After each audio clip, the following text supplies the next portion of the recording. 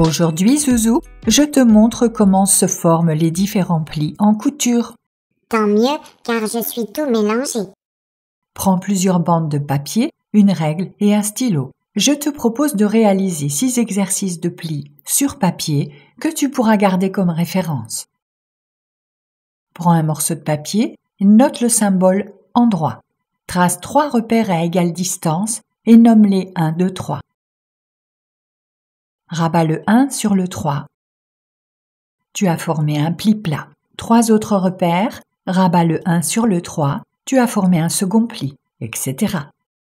Cette partie est la partie visible du pli et celle-ci est la partie cachée. Oui, un pli, c'est comme un iceberg. Exactement, mon zouzou. Les plis en général peuvent être libres, simplement assemblés horizontalement. Ils peuvent être cousus fermés depuis l'envers ou surpiqués. Prends un autre morceau de papier, trace 5 repères à égale distance et numérote-les comme ceci. Pose-les 1 sur les 3. Tu viens de former un pli creux. Ce sont en réalité 2 plis plats, mais qui se regardent. Ah ouais?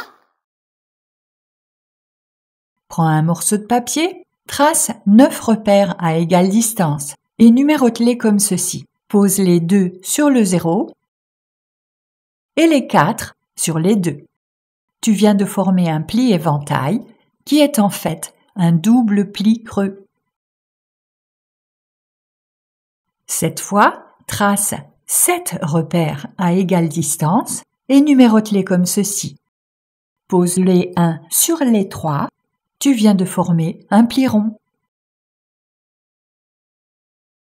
Prends un morceau de papier et cette fois, on est sur l'envers. D'accord. Place des repères 1 et 2 séparés par 4 mm. Recommence tous les 1 cm. Pose les 1 sur les 2 et tu obtiens des plis nervures. On obtiendrait ça sur l'endroit avec du tissu. On les pose en général en série pour un effet esthétique. Mais tu peux choisir l'écart que tu veux entre chaque pli. Ah, ouf! Quand même. Ces plis sont une variante des plis plats que nous avons déjà vus. Ils sont obligatoirement horizontaux et piqués. De plus, la crête de chaque pli recouvre tout juste la couture du pli suivant. Voilà, garde tous ces petits papiers comme référence.